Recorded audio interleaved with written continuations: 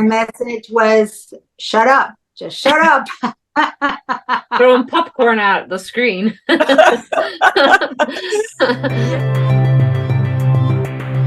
Recoding. Hello, everybody. Welcome to Recoded. We are so excited today because we have our amazing dating expert, Stefania Puleo. She is a personal dating and relationship coach for high achieving men. She's the founder of the Gentleman's Square, which is a digital platform that leads men to the pinnacle of dating expertise as she reveals coveted dating advice for men straight from a woman's perspective. Stefania unveils the secrets to magnetizing high caliber women, mastering the art of dating, and igniting men's seductive charm to captivate any woman they desire. She has transformed the lives of countless men worldwide, rescued them from toxic relationships, and nurtured unshakable self-assurance, propelling them towards unprecedented success in the realm of dating and relationships. She is also a certified hypnotherapist, a personal trainer, an international published author, and she's an unstoppable visionary dedicated to serving men. Welcome, Stefania. Thank you. Thank you for the warm welcome, Hannah. That was amazing. And hello, ladies. Hello. Sasha. We're so happy to have you because we're chomping at the bit with questions. Usually we talk about dating and stuff because I've been single for a long time and we've been trying to figure out what the deal is with me. That we know that's an enigma, but we do have amazing questions about men's perspective, right? So I'm going to get us started asking you, what do high caliber men think of women? I know that's a very broad question, but do they have this idea about women? Because, and I'm going to tell you why I'm asking this, because from this side of the arena, I've always felt in a way that the high caliber men were taken. What an interesting idea, right? It's like, yeah, we get what's left over, because at my age, right, all the good ones are taken. So I am sure that is a mistaken assumption, and I just want to hear the side that you get to hear every day. Okay, well, that's a really interesting question, Hannah, because it's on the other end, on the other perspective from a man. He seems to think that all the high caliber women are taken too. So it's quite interesting how, women are thinking all the, high achieving, the great successful, and all the man that's got it all together is taken. But in actual fact, he isn't. He's still out there searching and wanting to find his perfect match. And ideally, when we're out looking for our partners, what do? We're looking for someone that is, similar to us, that, is reflecting the same values and the same ideas and, interests, basically. You want to be with someone that you've got the same interests. But we can get caught in that thought loop. I call it a thought loop, where we are thinking scarcity because we're not attracting and we're not finding, and therefore we think that they're all taken. But we're all in our own little thought loops thinking the same thing, wanting to find each other. So the secret is to really get out of that thought loop and get into another thought loop, obviously a more positive and conducive one. So going back to your question, what are they thinking? What are they wanting to attract?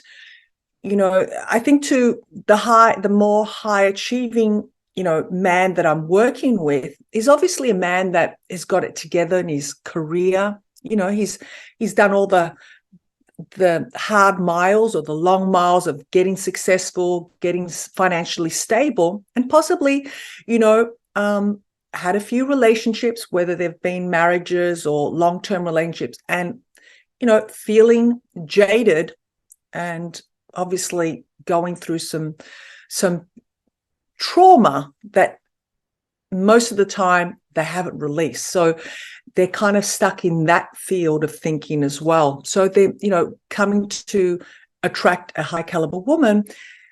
Most of the men that I'm obviously dealing with haven't done the work. So that's why they're with me. Obviously, that's why they're coming to seek help. But I take them through that journey of, obviously self-healing to then be able to be ready for that high caliber woman. Because, you're a high caliber woman. We're all here. We know what we want. We kind of had our journey as well. And usually I say not always, but, the majority of women are now stepping into, going into that journey of self-development. And I think as women, we've started a lot earlier than what men have. And this is what I say to men, like, you want these type of women. These women have actually done a lot of work on themselves. So get with the program. I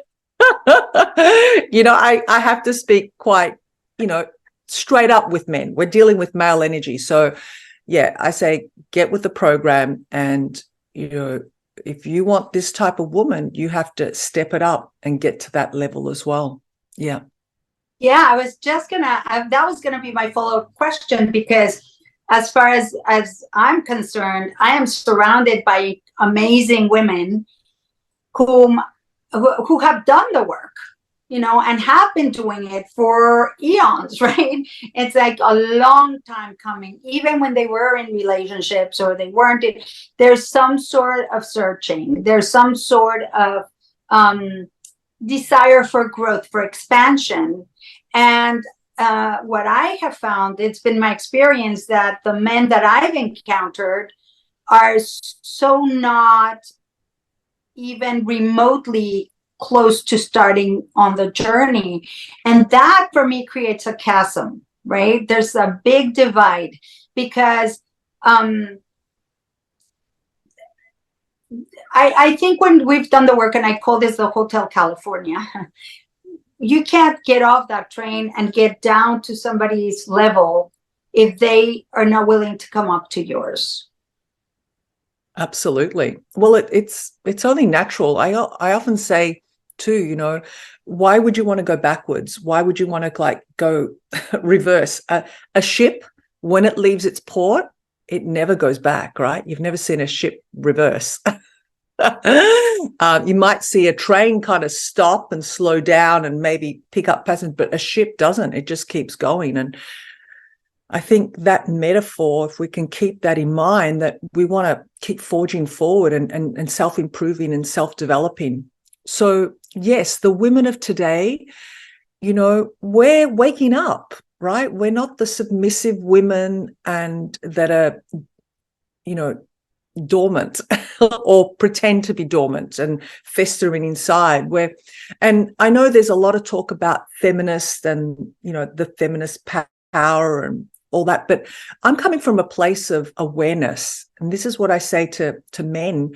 If you've got an assertive woman, a woman that knows what she wants, but she's also got all those qualities of being sensitive and feminine and vulnerable, I mean, isn't that the perfect woman where you don't have to baby her and cradle her and, be her financial life support system? Because this is one of the major, conversations I do have with, the clients that I work with, is because they are at a higher, level of success. They've got their homes, if not a second home, nice cars, they dress smart, and they're walking around like they got it together financially. Now, as a woman, let's face it, women are attracted to stability, financial stability, right? But what woman do you want to attract in that arena? A woman that is also a woman that is just wanting to leech onto that financial stability you're going to give her? or a woman that is going to be attracted to you as a person, and the fact that you bring some financial stability is just a bonus because she's financial and she's got it together in her career. You know, men need to start thinking outside the box, where you don't have to be their life support system financially to gain that woman, to keep that woman. Correct me if I'm wrong, ladies. I know we're all ladies here, but I think this is where I have, where I work with, it's not all about the money. It's not the programming that you have seen, come through the generations with your grandparents, with your parents, and with uncles and aunties. We're at a different era, a different time in life. Well, we've been programmed that we have to go out in the world and succeed and have careers. So that's part of the programming and part of the thing that's trying to, I believe, to split families up. So that's part of one thing. But the other thing is that I believe that women of a certain age have gone through trauma themselves, have experienced the loss of a partner, have experienced divorce, have experienced maybe, disloyalties. We have experienced a lot of things that have made us more resilient, but also adamant in never to have to depend on a man ever again. So we're a little bit guarded.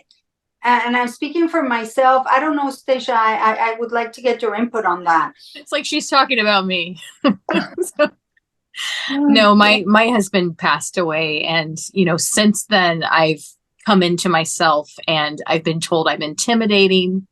And, it's confusing because here I'm trying to empower myself and I don't want to depend on someone. But then I'm put out there like, oh, but now I don't get to have anyone because I'm too independent and I'm intimidating people and they can't keep up. You're too strong and you're too smart and you're too successful and you're too competitive and you're too much. Too much. Yeah. Right. Now, if I can be a little bit like the devil's advocate here, right? I'm going to swish it around to the other perspective.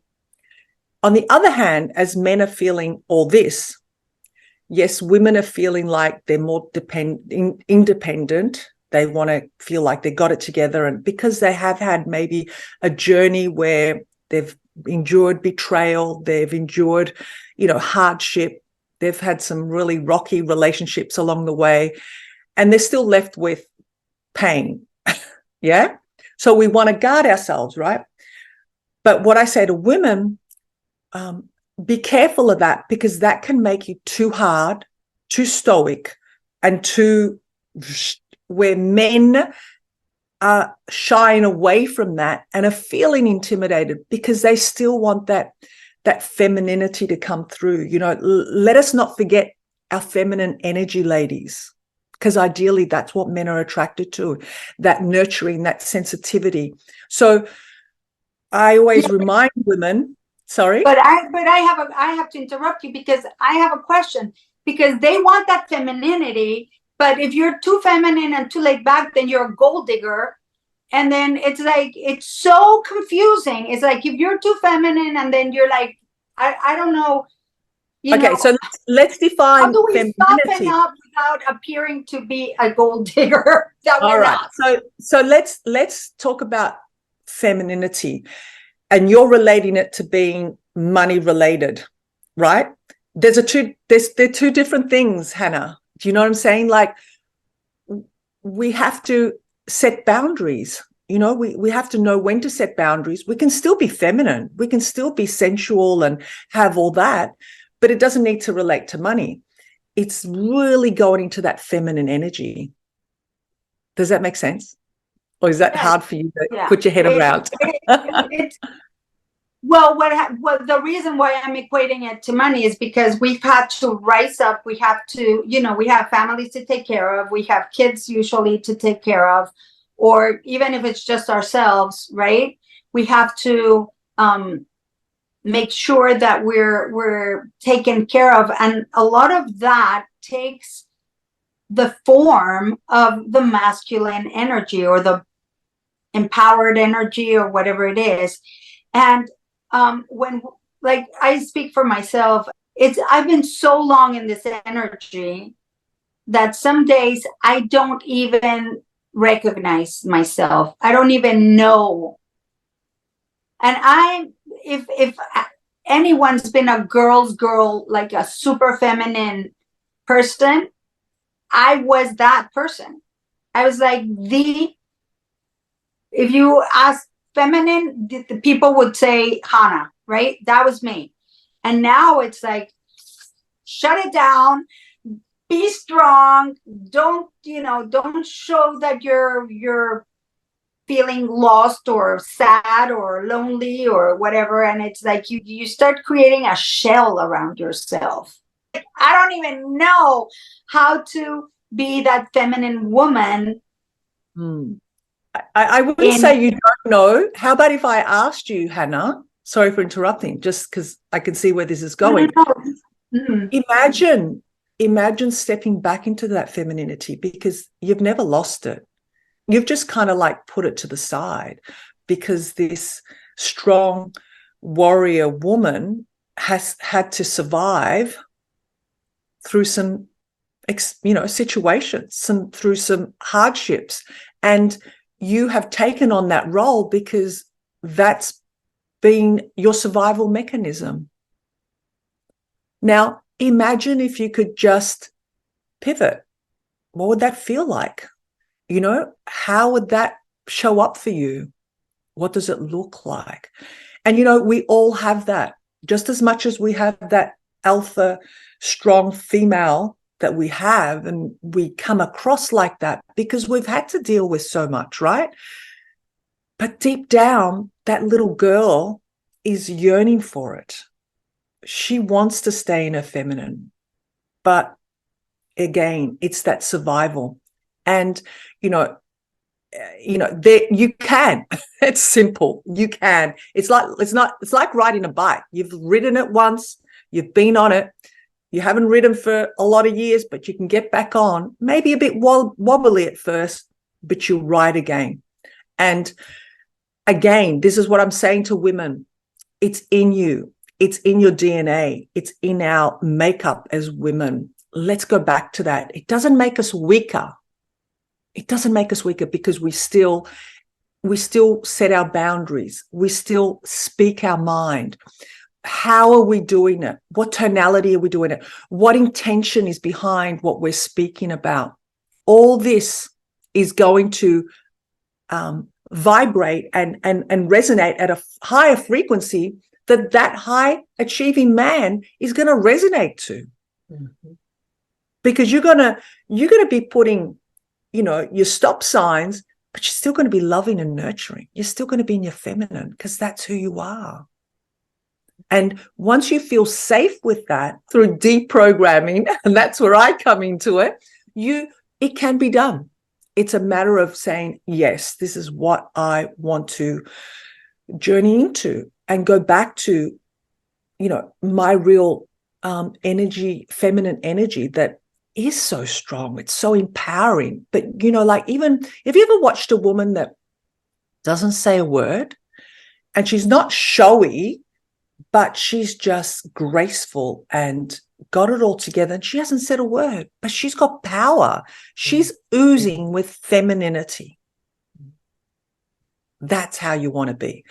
Now, I know some women say, Stefania, you should be coaching women.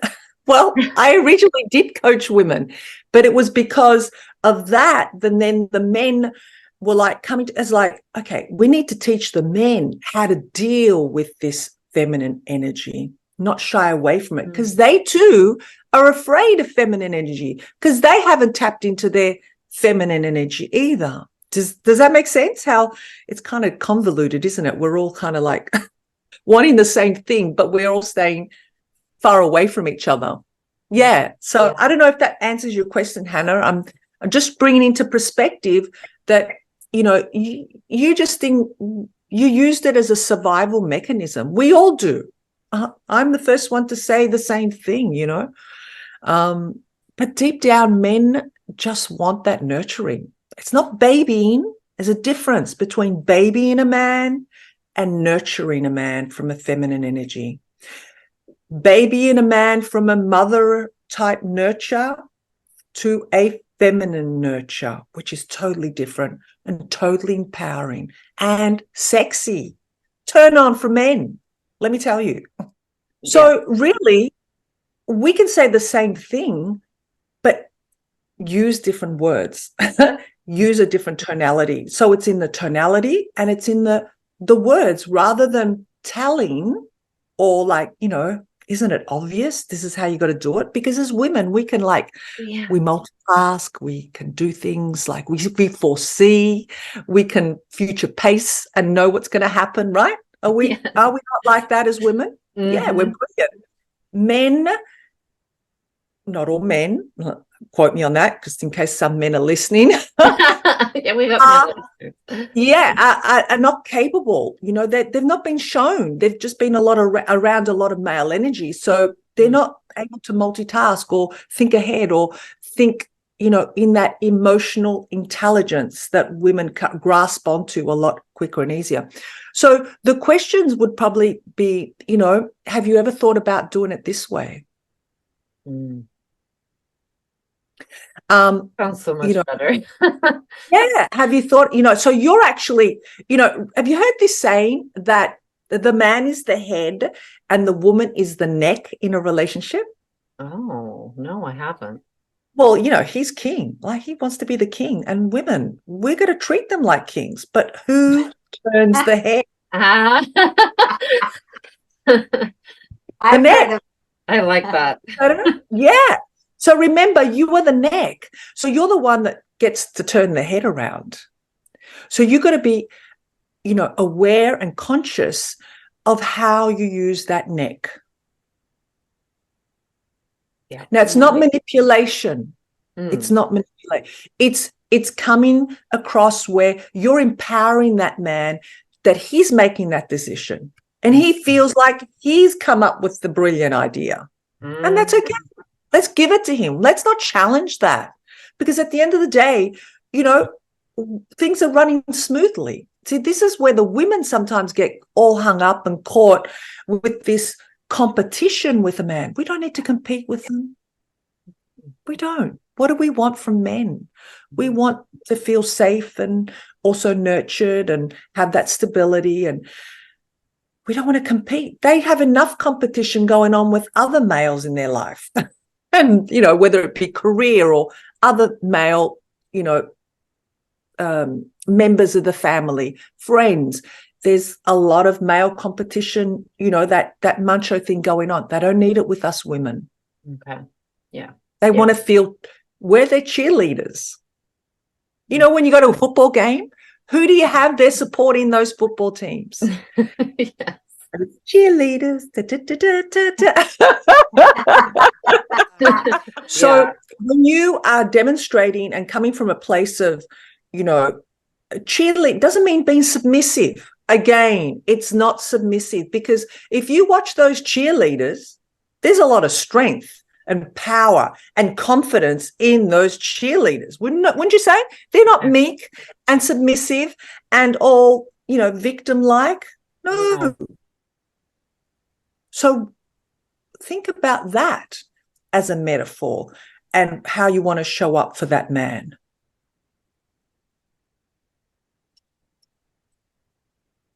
I rest my case. Stefania has us. You have a silent, or you're like, yep, no. We can't argue that. You shut us up fast. And that we can decide in what energy we want to sit in. That's still feminine, that's still empowering, that's still sensual, and that's still sexy, you know, because men crave that, you know. They don't want to come up against someone they have to challenge and be in that male energy, alpha, because we can get like that. I agree. I mean, I'm the first one to say that, but I've had to deprogram myself. I've had to work on myself to understand. And even with what I do, working with men, because, you know, could you imagine if I come in like really strong and all in my male energy? I wouldn't have clients. They were like, what? Do you know, I can be firm. I can, give them my perspective and say, hang on a minute. Let's just hold it here for a minute and bring them into showing them, mirroring back to them. It's a bit like pacing and leading. Have anyone studied NLP or know about NLP? Right. So in a relationship, it's the same thing. And this is what I teach men as I've taught women, because you're both doing it to each other. We're mirroring back to each other how to pace and lead in a relationship. Pace and lead. So when we're pacing, we're not in commando style. When we're leading, men love to be led as well. And don't forget, I never forget this. I've been told many times, both by men and women, but two particular, and I don't mean it in a derogative way, but men are like dogs. I knew that was coming. All right. Okay. And I don't mean it in a degrading way at all. Right. Dogs are Right. beautiful. We love dogs, don't we? Like, they can, and it's not in the sexual way, but dogs, we teach dogs how to behave, right? We teach them. And they respond accordingly. If you scold a dog and hit it and put it down, it's just going to keep shying away. It might come up to the food, but then it'll run away again. Yeah. Whereas we teach men how to treat us. And we teach people how to treat us, period. That's a given. But women know that men can change if they're willing. Now, if they're not willing, you've got to be discerning enough to know where a man is going to want to change, know where to put your energy. Don't try and go after a man that's just has even told you, this is the way I am and I ain't going to change. He's told you. Believe him when he says that. Don't think you can change a man. You can teach him, you can influence him, but you can't change him. Not at all. That's one thing that I've always said. If a man tells you something, they have these non-negotiables. And if they tell you they're non-negotiables, women have a tendency of like moving the goalpost, right? If you're in love, you're like, oh, well, I didn't really mean that. And you can just be more flexible. And all of a sudden you have no goalposts. But men, when they tell you, I'm not going to get married, I always say, believe them. If a man tells you, I'm not getting married, don't go thinking, oh, but I'm different. Because it's not personal. It's just they're non-negotiable, right? And so, yeah, no, I totally get that. When men tell you how they are, and if they're, I guess I'm assuming this conversation is about someone that has actually shown some interest. Absolutely. And is not now paying attention. Absolutely. And of course, he may be also, just guarding himself, and he's really wanting a relationship because, don't forget, men will also say one thing and mean another. So they're just protecting themselves. They're protecting their heart and saying, I'm not looking for anything serious, or I'm not looking for a marriage. And as women, we say, oh, okay, so what is it you're looking for? So getting to talk about it, getting to, express himself. And then from there, you will be able to sense it. Women, we're intuitive. We know what we feel. Don't discard what we're sensing as well. Be that investigator. Find out and say, well, okay, is this in alignment with my values, with what I want, or am I just going to be wasting time here? And you be honest. You be open and honest and say, you know what? Well, I am after something that's serious. I am looking for that long-term, heartfelt relationship that, possibly marriage. Doesn't have to be, but, I don't want to be doing this for the rest of my life where I'm hopping from one relationship. And you say, he knows where you stand. You're not just hoping and wondering and just hoping that he's going to change his mind. No, get it out there. Yeah. So he knows where, and sooner or later, if he flicks off, well, he wasn't meant to be in your life anyway. If he hangs around, well, he's hanging around for a reason. Yeah. Mm. Yeah. Rather than, because, this also gives a man an indication, because this is what he's looking for, a straight up answer. Why is she hanging around? I'm not treating her that good, but she's still hanging around. So he's all confused. And this is where I also teach my men to be asking questions and really being intentional with their dating, if that's what they want. They really are looking, stop wasting your time with, what do they call them? They're tire kickers, women that are too toxic and got too much baggage, that haven't done the work on themselves, or whatever. Yeah. Know what you want and go up and stick to that, because when we don't, and then we start, being towards the being influenced, and possibly he's nice. What happens? We dilute what it is that we want. The universe gets confused and says, well, you first told me this and now you're off with someone completely opposite. So within ourselves, we have to be, I guess, disciplined and really stick to what it is that we want, because we know what our deal breakers are, right? We know what it is we want. We know what this relationship will look like, because we envision, and we also know how we want to feel in it. That's our answer.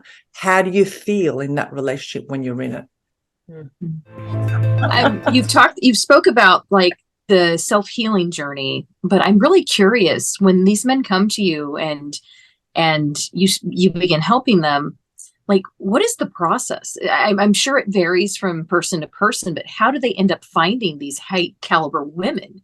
They just become magnetized to them, or, I'm just wanting to pick your brain. I saw you do hypnotherapy, and I just was really curious, like, how you bring it all together. Okay. So obviously, most people, we won't just say men, but even women, we are often focused on what it is that we want or desire, right? And that is a healthy relationship, a drama-free relationship, someone that, will be our forever love and have all those feel-good feelings, right? So we're focused on that. So most of the time, when we haven't done the work, or we're not aware, there's work that has to be done on the inside. But a lot of times, particularly men, are not aware of that. So in my process, of course, we talk about things and we hash out, and I do a little bit of, I do predominantly hypnosis, cognitive. I use many other modalities, NLP, timeline therapy. It depends where they're at, and it depends on their trauma, because we do go back, not sit in that trauma, but it gives me an idea of where the healing needs to be, what area of their life needs to be healed. Now, sometimes, I may have a man that, he's just beautiful. He's just a beautiful soul. He's just got it all together in his work, career life, but he just can't get it together in his relationships. And for the life of him, he can't understand why. Some women feel the same thing, right? We've just got it all together, but why? Why can't I just have a simple relationship? Why do I always have to attract the drama and the toxic type of woman in my life? And it may stem back, usually, not always, back to our childhood. We may have mama issues. We may have daddy issues. Not only mummy issues, it could be daddy issues. It could have even started back at primary school with our first girlfriend for men, right? So however trivial it may have been, like we look at it now, back then you think, but as a child, we take on so much that can totally, shift us in a way that, will take us down a journey of pain, hurt, rejection, betrayal, whatever it is, however we internalize it, however that message was relayed to us by our parents, our teachers, our elders, whatever. And we take that on. And that's what the subconscious goes back to unconsciously. Yeah. So that's an example. That is one example. So the best thing about what I do with hypnosis, it's not invasive. And for men, they love it because, they trust me. And I can say that without big noting myself, because my intentions are for the highest good of that client, right? So purely I'm doing it for their highest good. And secondly, because they are in a trance, they're not completely asleep where I can make them bark like a dog or meow like a cat. A lot of guys get they're feeling very skeptical because they know hypnosis as that entertainment, Vegas style hypnotic, sessions. It's not like that. It's more clinical. So we can get to the core without sitting in that drama, because men don't like to go back and revisit and rehash. So that's the beauty of it. And, it's very fast, it's invasive, and it's permanent, because it's going in and like giving a big cleanup and then, resetting. So reset, a reprogramming. Yeah. And I also teach them what I call changing your password. And you think, what's the password got to do it? Because we all have a password, right? I'm not talking about your computer. Of course, we've got passwords to our bank accounts, computers, whatever. But we ourselves have our own password. And that password is when we allow people in, how far do we allow them in? And I teach them also, of being discerning, trust, all those, forgiveness, and all those things that come together that are all part of a component of self-healing and self-validation and, raising that vibration, raising your frequency. Now, when we can do that, and we can do that with ease, and it just comes natural to us, well, of course, we're vibrating at that frequency. Who are we going to attract? People, women in particular, that are vibrating at that energy. So like attracts like. And, really, it's a no-brainer. As adults, as human beings, as we've been programmed, we love to stick to the old story. We hang on to our drama like for life. It's like they're our trophies. Really? Who wants to hang on to a trophy like that, right? But we do, because that's what we know best. It's comforting. So again, it's looking at life differently and taking it from a different perspective. So there's a lot involved, a lot. And that's just skimming through, I guess, the surface of it. So I'm not sure whether that's answered your question, Seisha. Yes. I was just curious how it all kind of came together. Like you're finding these incredible women, but it's because they're becoming this incredible person that they already are, and they're just attracting that into their life. So I love that. Exactly. And you're right. You're exactly right saying they already are that. It's just that they've had, they've been bruised and battered and a bit jaded, and we need to just, patch some areas up and release some stuff that doesn't need to be there. And the soul knows. I mean, you're in, we talk about spirituality, and you're very much aware of that. The soul knows who they are, where they've come from, what they're capable of. As healers and light workers and the coaches of the world, we're bringing these people back home to knowing who they really are and their full potential, and stepping into that. I love that. Thank you. Thank you. Thank you. I get so much pleasure and satisfaction out of this, because I can see these men morphing into, men of mastery, men of, confidence, and, still staying in their alpha energy, their masculine energy, because we want them to be masculine. This is what I say to men, these women that are pushing you around, well, they're the wrong type of women. Not all women are like that.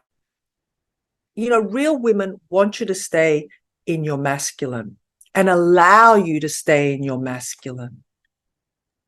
Absolutely. That is something we've talked about at length, about how we are looking for a masculine man.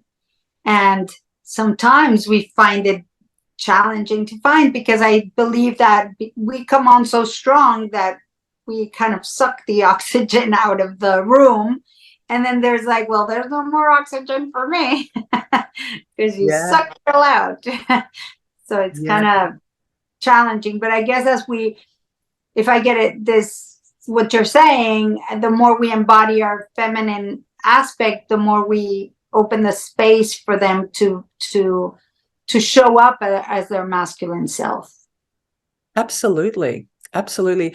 And, you know, a little tip for the women, because, you know, I love my sisters, even though I'm working with the brothers here, I fully support women because I'm a woman, right? And I'm the advocate for women. So I say, you know, when you don't know how to do it, like sometimes you're stuck or what, just withdraw. Just withdraw and be the observer. So when you're with that man, you know, just there's so much strength from withdrawing and just allowing everything to just unfold and giving that space to that man. No judgment, no criticism, just observing, acknowledging. And let me tell you, try this as an exercise because it will be a game changer, even in that one date, that one encounter, that one meeting with that man. And that's going to get him really curious about you. And that's one of the challenges for these alpha women like us that have to take charge all the time. So one of the things we've worked on is actually surrendering, right? So that could be equated to that retreating or how did you call it? Withdrawing. It could help to think of the way we've done it as surrendering to what is, as opposed to trying to control and pretzel our energy into trying to force things into existence when they're just not happening. And it's like whenever we surrender, we allow for life to happen for us. And I believe that, and you know, I may be just imagining because I haven't been in relationship for such a long time, but maybe we can use Sarah as our guinea pig. Sarah just got married, so to come and report back to us when you encounter a situation where you just want to push and make things happen, and if you withdraw and let's see what happens, because I think part of the reason why men, and correct me, Steffi, part of the reason why I believe that men are not stepping up is because we're just not letting them. Absolutely. We're crushing them. We're treating them like cockroaches without even us knowing, because what we want to shut it down. It's just like it's triggering us. So when we heal ourselves, we don't need to squash them. It's not even going to phase us. We're going to take an alternative route of how to deal with it. That's the difference. Right. So if I can give you just a bit of a metaphor of withdrawing, because sometimes, you know, people say, well, what does that look like? You know, because they're too much into their physical body. So if you can just imagine for a moment, just close your eyes for a second, right? All of you, and just imagine you're watching a movie, okay? And you're watching a romance. I don't know. Let's say The Notebook, that really famous novel, that really famous movie. And, you know, it goes backwards and forwards from, you know, the past to the present. And you see how, you know, she's in her state in the present and then how she was as, you know, a young woman. And you're watching the movie and you can see that the road she's taking or how he's reacting or responding, go, no, don't say that. Like, don't act like you're so tempted to want to tell that character in that movie how to respond. Yeah, you're with me here? Is that Yes. something that we can often find ourselves doing when we're watching a movie? Yes. Well, that's exactly the position you have to be in when you are in that very experience of in front of your partner, in front of your lover, in front of that person that you dearly love, and you want to so much tell them what to do, how to act, or how to see things, but just be that person in that cinema watching the screen, because no matter what you say, they can't hear you because they're in there, they're in that movie set. So when you're withdrawing, that's what it looks like. You're watching that movie. Yeah. And that can be an anchor for you of how to withdraw. Put yourself immediately into that seat in the cinema watching the movie. You're just an observer. You're withdrawing with compassion, with understanding, and just with love. No judgment, just as you are. And when you're ready, you can come back to the room. Wow, that was beautiful. That was beautiful. Thank you. Thank Yeah. My message was, shut up. Just shut up. Throwing popcorn at the screen. So, Stacia, do you have a quote of the day for us? This quote is actually really speaking to the topic here, and it's what she does. And this quote is coming from Tony Robbins, which you know my love for Tony Robbins. And he said, if you don't set a baseline standard for what you'll accept in your life, you'll find it's easy to slip into behaviors and attitudes or a quality of life that's far below what you deserve. And I was like, oh, that's perfect. Perfect. Wow. I just wanted to share with any men that are watching or any women, I have my book here, Master the Language of Attraction. So if anyone wants to grab a copy on Amazon, there's a copy here. Or if you want a free ebook from my website, you can go to my website, thegentlemanssquare.com, and you can grab a copy of my free ebook, 5 Juicier Ways to Connect with Women. Ooh. Beautiful. And also, Stefania, if anybody would want to work with you, where can they find you? Okay, so you can find me on my website.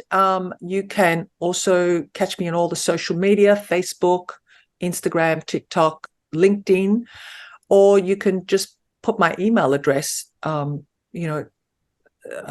support at thegentlemanssquare.com or Stefania Puleo 99@gmail.com. That's my everyday email. But yeah, anyway, you could find me. Just type in the gentleman, MEN square and .com, and you will find me.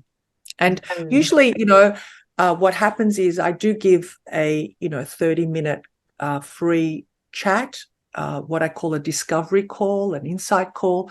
So it's an obligation free. You don't want to work with me, that's fine. It's more or less to see whether I can help you. It's I guess also it's a qualifying conversation, that because obviously I can't help everybody, but I know I can help a lot of people. But it's just about having that conversation. Some men don't want help, but just want to pick my brain for 30 minutes. I allow them. I'm happy enough to do that as well.